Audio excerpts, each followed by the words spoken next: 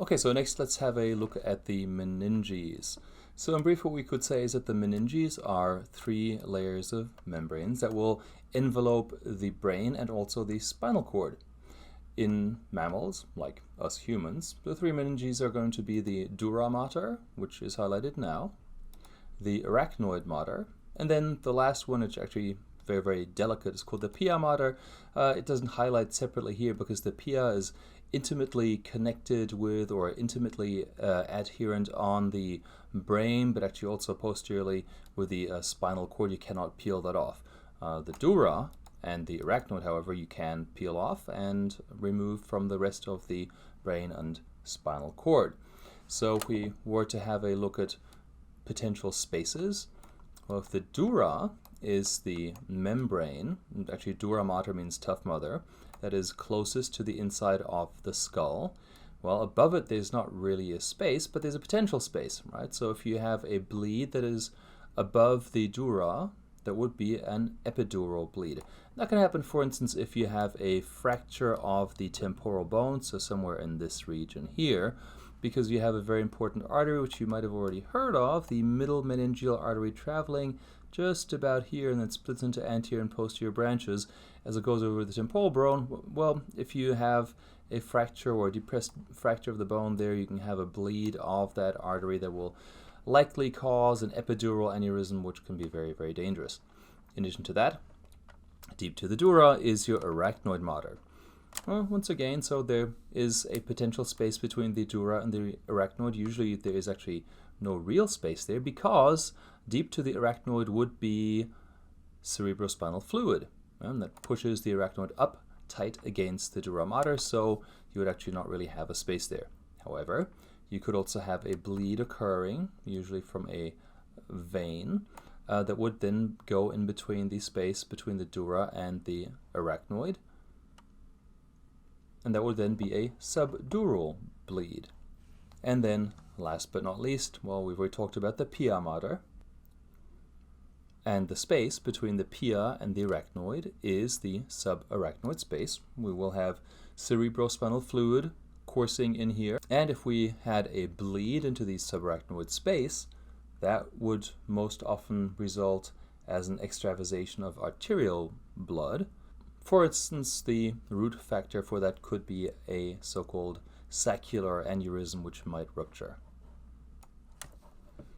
To give us a little bit more access, I have taken the liberty to cut away some more of the bone and other tissue structures that are in our way, because we want to have a look and be sure that our meninges that go around the brain actually continues with the ones that go around the spinal cord, and sure enough, they do. The spinal meninges are basically the same 3 membranes that the ones that are the ones that surround the brain. Yeah, you have the dura, and then you have the arachnoid, and then directly on the spinal cord you'd actually have the pia mater. Here it just says spinal cord. These here should be denticulate ligaments. They are actually a condensation of the pia mater. They're called denticulate ligaments because they actually do look a little bit like teeth, and their function is to anchor the spinal cord left and right on the sides to the arachnoid and the dura between the regions where the spinal nerve roots exit, so that it doesn't wobble back and forth too much. So to facilitate the explanation, I've actually added a little image here, and let me move it higher up. Here we go.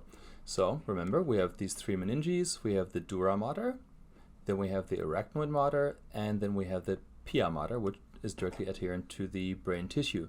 In addition to that, now imagine we have a coronal section, as you can see here, and the dura is not just one layer, it is actually a double layer, right? So where the dura peels away from the skull in the midline, it creates a fold or a wedge between the 2 cerebral hemispheres, and that is called the falx cerebri, or cerebral falx, all right? So you then have one layer that is like directly next to the bone, so it's called the periosteal layer, and the layer that peels away and ends up forming a double layer between the 2 parts of the brain, or between the 2 brain hemispheres, is then called the meningeal layer, right? So the periosteal layer and then the meningeal layer here, that in this case here forms the cerebral falx, and right there, yeah, this like channel that is formed here is actually called a venous sinus, a dural venous sinus. In this case, it will be the one that you can see here running sagittally. It is the superior sagittal sinus, actually the largest dural venous sinus. In addition to that, you can also see there are these little protrusions here, protrusions of the arachnoid from the subarachnoid space into the dural venous sinus. Those are called arachnoid granulations. And you might wonder what their function is. Well, their function is to help resorb the CSF, because it is continuously produced by the choroid plexi, and it helps to resorb the CSF into the venous circulation so that we don't have too much CSF pressure buildup in our brain.